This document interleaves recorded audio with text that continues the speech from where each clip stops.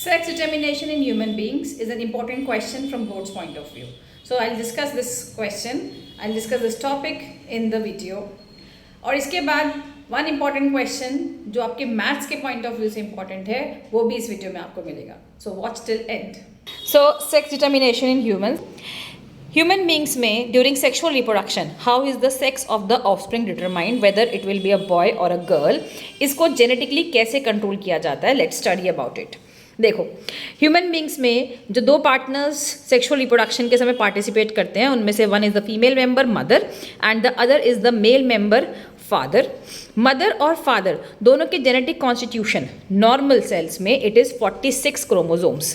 That means 23 pairs of chromosomes. It means you can say 23 pairs में से 22 pairs are the autosomes which are similar to both and 1 pair is the sex chromosome in case of both the individuals. अब autosomes तो similar हैं लेकिन जो sex chromosome वाला pair है वो मदर की बॉडी में होमोजाइगस है. इट मीन्स XX और फादर की बॉडी में it is XY. During gamete formation mother की बॉडी में बनता है गैमीट ओवम एंड फादर की बॉडी में जो गैमीट बनता है उसका नाम है स्पर्म. ओवम के पास जो सेक्स क्रोमोसोम पहुंचेगा उसके पास chances is only X chromosome to reach because body में ओनली X क्रोमोसोम ही है. बट फादर के स्पर्म में देर आर चांसेस कि फादर के स्पर्म में X chromosome as well as Y chromosome भी हो सकता है. तो फादर का जो सेक्स क्रोमोसोम का पेयर है क्योंकि वो हेट्रोजाइगस है XY, इट मीन्स स्पर्म में X या Y दोनों में से कुछ भी आ सकता है. फीमेल के केस में क्योंकि सेक्स क्रोमोसोम होमोजाइगस है तो उनकी बॉडी में ओवम में ओनली X क्रोमोसोम ही आता है. अब जब सेक्सुअल रिप्रोडक्शन होगा तो चांसेस क्या हैं, X ओवम के साथ X स्पर्म फ्यूज करे and the result will be XX. Same way X ovum के साथ Y स्पर्म फ्यूज करे and the result will be XY. So in this case क्योंकि ये जीनोटाइप फीमेल से सिमिलर है तो the offspring will be a girl और क्योंकि ये वाला जीनोटाइप फादर से सिमिलर है तो the offspring. Hence, we can say that during sexual reproduction, there are 50% chances of the offspring to be a boy or a girl. Okay, now coming on to important question, mathematics. देखिए, trigonometry का question है ये.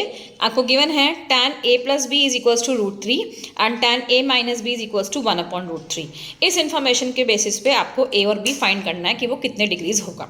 इसे कैसे solve करते हैं, पहले आपको tan का जो टेबल होता है ट्रिग्नोमेट्रिक एंगल्स की वैल्यू वाला जो टेबल होता है आप उसको लर्न करिए या कैसे बनाते हैं वो भी मैं आपको एक वीडियो में शेयर कर दूंगी. How is the way to make that table.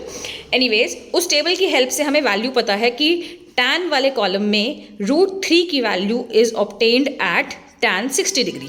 So when we compare LHS and RHS, we can say that A plus B has to be 60 degrees. इसको आप इक्वेशन 1 बना के रखिए. सेम वे जो second information हमें given थी उसको फिर से हम टेबल में से कंपेयर करेंगे और tan A minus B is equals to आपको 1/√3 गिवन था. 1/√3 की वैल्यू आती है tan के टेबल में आप चेक करो तो 30 डिग्रीज पे. Hence we will get A minus B is equals to 30 degrees. अब इसको इक्वेशन 1 एंड 2 को आप लीनियर इक्वेशंस एलिमिनेशन मेथड से सॉल्व करेंगे. A plus B is 60 and A minus B is 30. When you add the both equations, what do you get? Twice of A will be 90 or you can say that angle A is 45 degrees. जब A को substitute करते हो आप either in A or in B, then we get substituting A in equation 1 we will get 45 plus B is equals to 60 degree और B comes out to be 15 degrees. तो हमारे answers हो गए A 45 and B 15.